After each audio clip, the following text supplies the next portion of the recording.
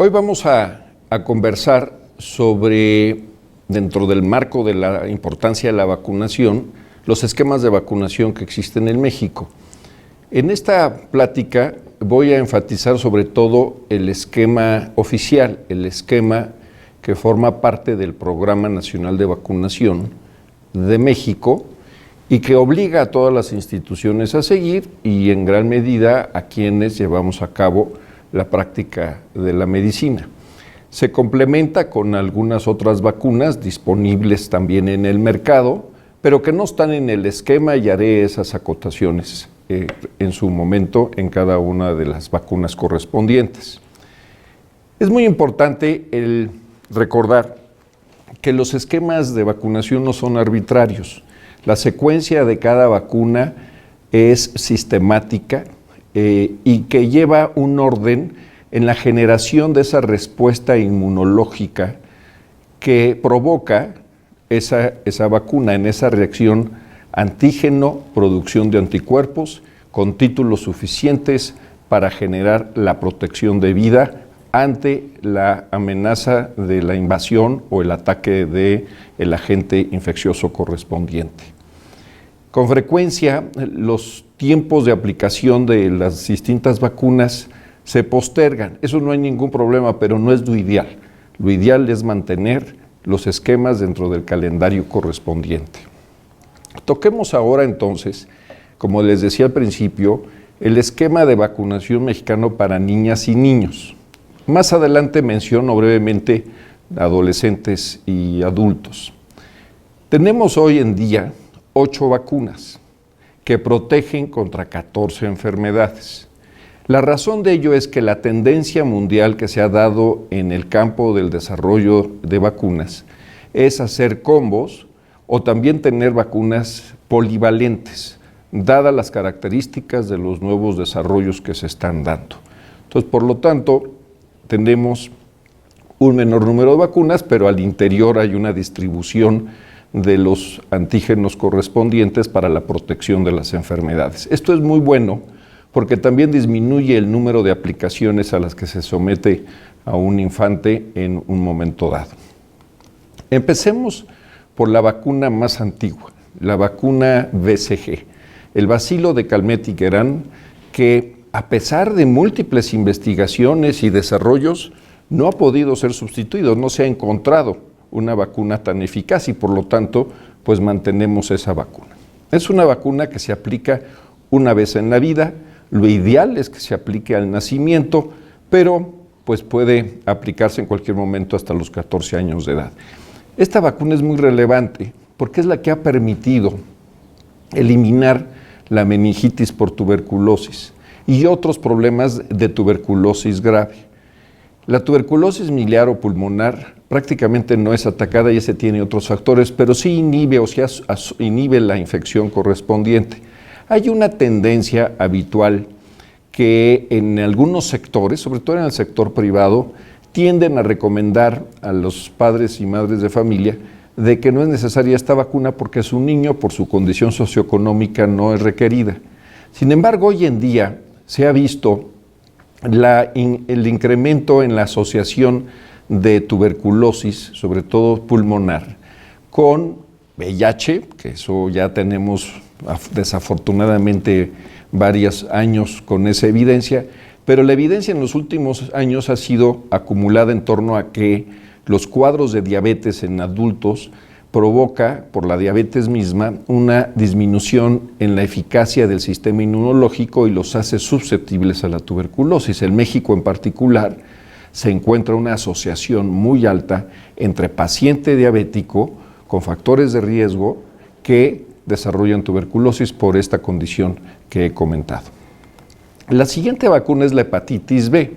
Esta vacuna la podemos llamar no solo la que previene la infección como tal, sino que es el antecedente de lo que podríamos llamar una vacuna para la prevención del cáncer de hígado. Hay una relación protectora y por lo tanto la persona que no sufre de hepatitis B tiene un menor riesgo de desarrollar por ese vínculo causal cáncer de hígado.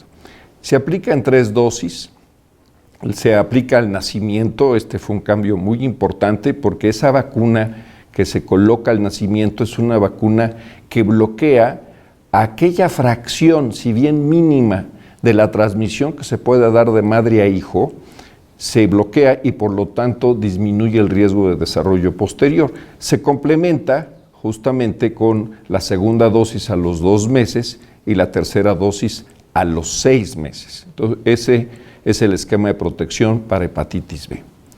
Pentavalente acelular. Existe una pentavalente celular que prácticamente ya no se usa en México. Por ahí hay algunos todavía sectores que lo utilizan, pero la ideal es la celular, es decir, la que tiene la fracción pertusis acelular y es menos reactogénica, lo cual ayuda mucho en esta preocupación que tenemos hoy en día de tener vacunas seguras y lo mínimo, con la mínima reactogenicidad posible. Esta vacuna es estos combos que ya yo mencionaba, que junta la protección contra la difteria, contra la tosferina, el tétanos. La fracción de poliomielitis aquí se cubre con la IPV. Esta es muy importante, esta es otra característica contra la pentavalente normal, en el que aquí se coloca la fracción IPV, que retomaré más adelante cuando hable de polio. Es un cambio trascendente que México fue líder en América Latina al sustituir la OPV por la IPV, pero esto tocaré una lámina más adelante. Y obviamente también previene las infecciones por hemófilos influenza. Se aplican 3 dosis, a los 2, a los 4 y a los 6 meses. Y aquí sí tenemos un refuerzo. ¿Para qué son necesarios los refuerzos? Porque se vio, y después en la historia de la evolución inmunológica de las vacunas, pues se demuestra que con el tiempo hay una disminución en los niveles de anticuerpos protectores y conviene recordarle al sistema inmunológico que es necesario mantenerse a un buen nivel y se sabe que alrededor de los 18 meses con hacer el refuerzo de DPT es más que suficiente. Hay también un DPT con fracción acelular que comentaré más adelante. La siguiente vacuna es rotavirus. Esta vacuna, cuando sale al mercado y es ya forma parte del arsenal de la prevención de enfermedades, pues es una vacuna que cambia el primer paradigma, porque hasta ese entonces la vacuna era vista como aquella aplicación que prevenía la enfermedad, la infección como tal, si no en un total por ciento, pero en una muy alta, por arriba del 85-90%. Esta vacuna provocó que se diseñaran campañas muy interesantes porque se podría entender que es una vacuna para la prevención de las diarreas.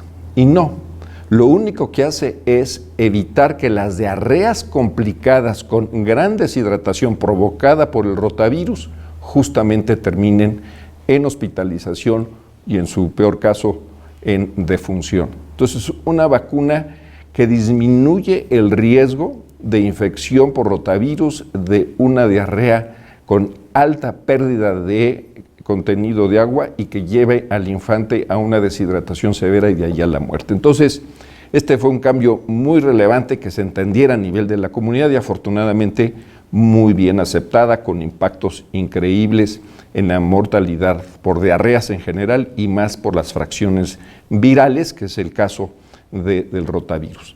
Este también es un esquema sencillo de 2, 4 y 6 meses, pero sí hay una característica.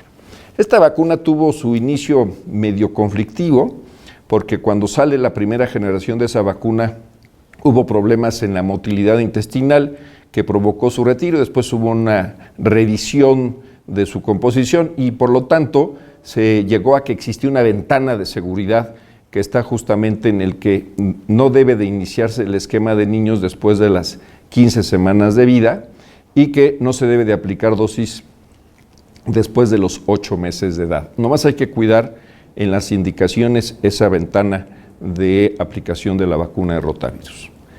Esta es otra vacuna de las que ya mencionaba yo, de las polivalentes, la antineumocóxica conjugada, que protege justamente contra las infecciones por neumococo en niños, y es que empezó con una vacuna con 7 valencias, y hoy en día hay 2, una que tiene 10 valencias y otra que tiene 13 valencias, con productores independientes, pero que la razón de ello es muy interesante, que se han aumentado el número de cepas que se incluyen porque hay una recomposición de la mezcla de infecciones correspondientes. Al meter una vacuna modificamos el entorno ecológico y por lo tanto algunas que tenían cierta inhibición por la presencia de otras cepas, pues al ser inhibidas las que están en la vacuna, las otras toman importancia y de ahí la evolución a hacer unas vacunas con un número mayor dependiendo de la prevalencia que se iba dando de una mezcla correspondiente. Así es que hoy tenemos una vacuna de 10 valentes y la 13 valente. Este se debe administrar 2 dosis a la edad de 2 y 4 meses, con un refuerzo justamente esto para mantener los buenos niveles en la edad de mayor riesgo, que es entre los 12 y los 15 meses de edad. Entonces, como pueden ver, ya estamos viendo esta mezcla de vacunas que tienen múltiples valencias o aquellos combos y que hay que estar cuidando para qué indicaciones tienen y los tiempos correspondientes. Otra vacuna que pues, es reciente, literalmente en el campo de los esquemas oficiales, es la vacuna contra la influenza. La influenza, pues México ha sido un actor en el campo mundial pues, desde aquella época, aquel año en el que pues, tuvimos el inicio de lo que ya después se clasificó como la pandemia. Hoy muchos cuestionamos si en verdad inició en México, por lo menos fue donde se identificó por primera vez, lo cual habla de nuestra capacidad, de nuestro sistema de vigilancia epidemiológica, entre otras cosas. Pero bueno, regresemos al tema de la vacuna y que es, no olvidemos que es una vacuna que se debe de aplicar cada año. ¿Por qué cada año? Porque es una vacuna que se analiza dependiendo de la circulación de los virus existentes en esta mezcla y vigilancia global, se ve cuáles son los que están con mayor preponderancia y entonces es con ese perfil con el que se formula la vacuna del año correspondiente. México forma parte de esa gran red de laboratorios de vigilancia de influenza y por lo tanto va muy acorde a los perfiles que se ven en México con las aplicaciones de la vacuna. Pero entremos al detalle de la vacuna. Bueno, se debe de, como ya dije, aplicar cada año desde los 6 meses de edad. ¿Qué pasa en este tema? Déjeme entrar a un detalle muy importante aquí. Que en la primera administración del esquema se da en 2 dosis de 0.25. La dosis completa es de 0.5. Aquí vamos a dar la mitad. Y vamos a dejar que pasen 4 semanas mínimo para aplicar la otra mitad. Es decir, 0.25 de la vacuna. Obviamente, la mitad que no se usa se desecha.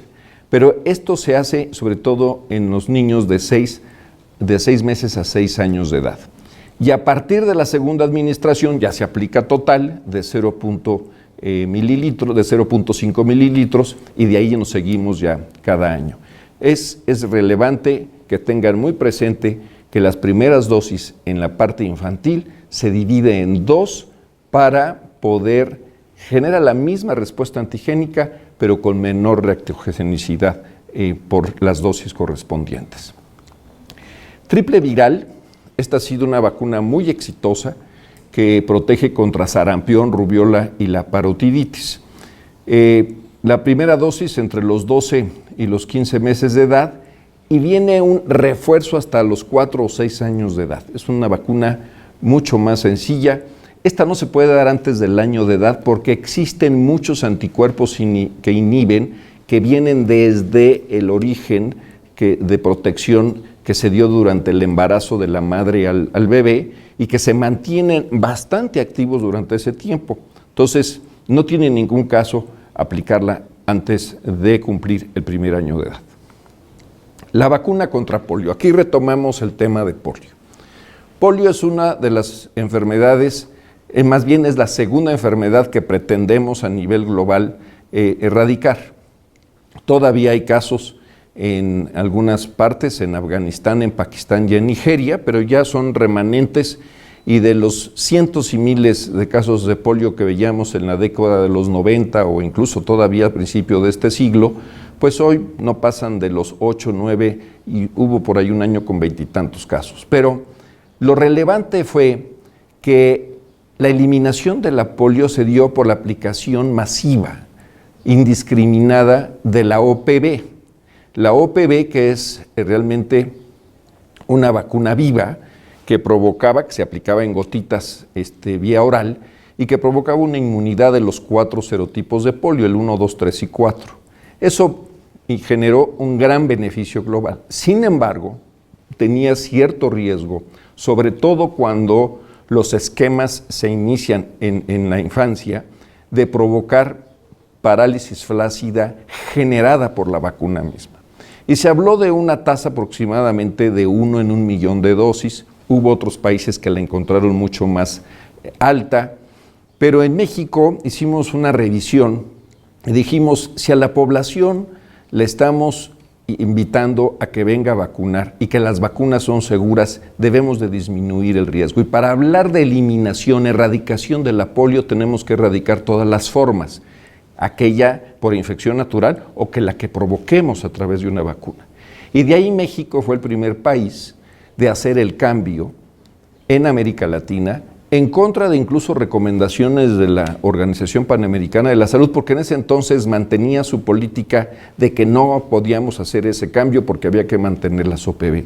México lo hizo, hoy eso es una política global. México se adelantó 10 años en eso, buscando justamente siempre mantener las vacunas más seguras posibles al hacer el cambio de la OPV con la IPV. Entonces la IPV, que está contenida en la vacuna pentavalente acelular, pues tiene su esquema de aplicación de los 2, 4, 6 y 18 meses, y ahí sí ya cubrimos y se anula el riesgo de parálisis flácida provocada, porque ya se hizo con una vacuna inactivada, que es la IPV, y se puede dar los refuerzos por aquello de mantener una protección intestinal con las OPV que se dan sobre todo en las semanas nacionales de salud.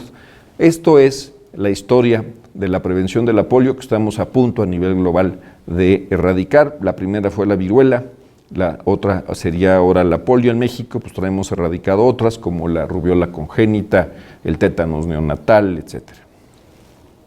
Otra vacuna también para mí muy interesante es el desarrollo que tuvo la vacuna contra el virus del papiloma humano. El papiloma humano es tal vez un tema de inequidad de género. Lo transmite el hombre y lo sufre la mujer. Es decir, hay una gran relación, estoy hablando en concreto de la parte de infección de transmisión sexual. Esto, por lo tanto, podemos decir que es indispensable el hacer conciencia de la relevancia que tiene ante el escenario de la práctica sexual de una comunidad, el tener vacunado, en primer lugar, a las niñas, pero también a los niños. Como política pública se está vacunando a las niñas, se puede vacunar también a los niños, incluso ya hay entidades, en particular la Ciudad de México, ha iniciado también a vacunar a los niños, pero la generalidad de la política es vacunar con 3 dosis a las niñas a los 11 años de edad, si están en la escuela es en el 5º año, a partir del 5º año de primaria, y la segunda dosis a los 2 meses de la primera, y después la tercera a los 6 meses. Ese calendario es complicado porque es al punto 0, después a los 2 meses y después a los 6 meses. Pero esto genera una protección que seguro estaremos viendo su impacto en una década al disminuir las infecciones originadas de papiloma que a su vez provocan el cáncer cervicouterino.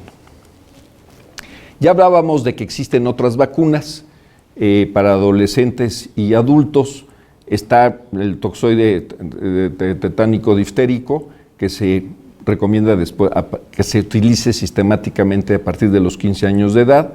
El sarampión rubiola, que es una vacuna ya muy puntual para sobre todo aquellos que no hayan recibido los esquemas completos en la infancia. La antihepatitis B para el adolescente, que se debe mantener el esquema correspondiente. El VPH, que como ya decíamos, para infecciones del papiloma, pero que a lo mejor es para edades posteriores, que también están recomendadas. Hay aplicaciones y hay recomendaciones en ese sentido. Ya hablaba yo de la TDP acelular para tétanos, difteria y tosferina, que aquí sí tiene una indicación muy precisa y se debe de estar aplicando en cada embarazo entre los 20 a las 32 semanas de gestación. Hay una, es una estrategia ya global en el que inhibe los casos, sobre todo de tosferina, en los recién nacidos. Es la intervención más eficaz para cortar la transmisión que pueda tener, sobre todo. Recuerden que esto se da mucho en los primeros meses de vida y provoca una importante afectación en morbilidad y mortalidad. La de antiinfluenza, además del esquema que ya platicamos en niñas y niños, pues viene la recomendación en la población entre 19 y 59 años de edad con factores de riesgo. ¿A qué me refiero? Cardiópatas, personas que viven con diabetes o personas con algún sistema de alteración de su sistema inmunológico. Pero sí es obligado para todo aquel de 60 años y más que se coloque su vacuna cada año. ¿Cuál es la fecha ideal? A partir de octubre de cada año. No todas las vacunas no generan protección inmediato, pues nomás piensen ustedes la relación que es de la vacuna, el antígeno que llega y provoca que el sistema reaccione y produce sus anticuerpos. Esta vacuna es lenta, tanto en niños como en adultos, y tarda aproximadamente como 3 a 4 semanas en alcanzar niveles de protección eficaz. Entonces, por eso, entre más temprano se coloca la vacuna, una vez que salió la vacuna correspondiente del año, estamos protegiendo para el periodo invernal correspondiente. No tiene nada malo ponerse la posterior en diciembre o en enero, pero pues estamos disminuyendo la protección durante el periodo que es de mayor eficacia. La otra vacuna que es muy importante, sobre todo para los adultos, es la antineumococa polivalente, justamente que una de las causas de morbilidad más grande en la población adulta mayor son las neumonías, y lo cual pues está también recomendada entre los 60 y los 64 con factores de riesgo, como los que ya comenté, que prácticamente ya todo el mundo tiene ciertos factores de riesgo a esa edad, pero obligado después de los 65 años. Entonces son vacunas que debemos de tener con mayor atención en adolescente y adulto. Hay otras, que ya en breve concluyo, que están más dirigidas a poblaciones que tienen cierta práctica profesional o para el tema de viajeros, con disminución en las posibilidades de enfermar y obviamente también de cortar la transmisión o la importación de enfermedades. Veamos alguna de ellas. Por ejemplo, la hepatitis A, que yo siempre he dicho, la gran ausente del esquema oficial de vacunación de México. Ha habido muchos argumentos que se dice que para qué vacunar contra hepatitis A si las condiciones sanitarias mejoran, con eso bloqueas. Creo que se ha demostrado que es muy útil también tener la vacunación de hepatitis A. Ahí pueden ver ustedes las indicaciones correspondientes. Varicela, esa es una vacuna que tiende a ser utilizada mucho más ahora, sobre todo cuando vemos ya ciertos brotes en escuelas. Se debe de aplicar también en los familiares de los niños o niñas que tengan los casos, o en aquellas personas que conviven con personas con inmunosupresiones. La vacuna de dengue, esa es de las últimas vacunas, una vacuna que protege para los 4 serotipos, mucho más protectora para el serotipo 1, 3 y 4, menos para el serotipo 2.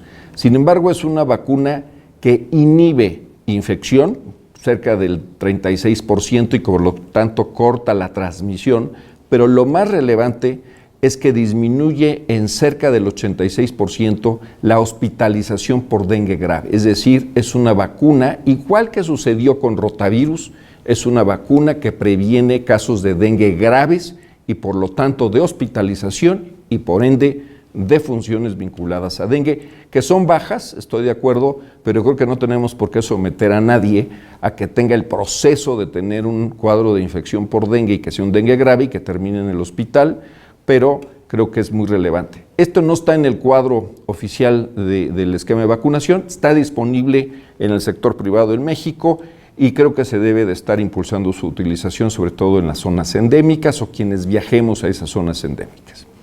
Otra vacuna muy exitosa ha sido la de la rabia.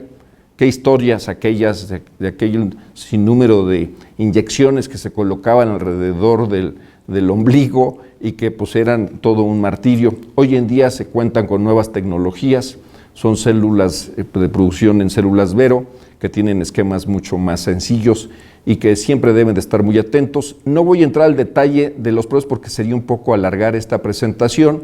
Invito a que sí estudien con mayor detalle las indicaciones de acuerdo a que si el perro o el gato o el animal que generó la agresión, depende de dónde hizo la mordida, cómo lo agredió, si está vivo o no está vivo, conocido o desconocido. Hay una serie de indicaciones que van más allá del propósito de esta presentación. Y bueno, terminemos con aquellas que están recomendadas para el viajero. Aquí las pueden ver. Algunas marcadas por la Organización Mundial de la Salud, como es cólera para zonas endémicas, la tifoidea en algunas de sus 2 presentaciones, la de meningococo para algunas zonas, sobre todo en viajeros que van a zonas endémicas o que en control de riesgos. Fiebre amarilla ahorita vuelve a aparecer en el escenario. Hay un repunte, sobre todo en Sudamérica, de casos de fiebre amarilla. Se mantiene en zonas endémicas, pero hay una gran vigilancia para ver si no es necesario incrementar el nivel de recomendación para la protección contra fiebre amarilla. Recuerden que la fiebre amarilla se transmite por el mismo mosco que transmite el dengue y que por lo tanto, si hay presencia de la Aedes aegypti, pues hay riesgo de transmisión de fiebre amarilla si estamos en una zona selvática. Recordemos que la fiebre amarilla estamos hablando que está en zonas endémicas, sobre todo selváticas. No se ve en zonas urbanas. Y después hay 2 muy raras, que son las encefalitis japonesas, sobre todo para quienes viajan a la parte de Asia, y lo mismo los que viajan a algunas partes de Europa y de Asia para la encefalitis por mordedura de garrapata. Yo aconsejaría que aquí siempre se apoyen en los centros de vacunación del viajero. Existen varios centros, yo conozco 2 en la Ciudad de México, uno ubicado en el Instituto Nacional de Ciencias Médicas y Nutrición, Salvador Subirán, y el otro de la UNAM en un puesto que tiene en el aeropuerto de la Ciudad de México. Siempre es recomendable que orienten a personas que van a hacer un viaje de placer o de negocios a zonas de riesgo para que tengan la mejor consejería correspondiente. Muchas gracias y espero que esta información les sea útil en su práctica médica cotidiana.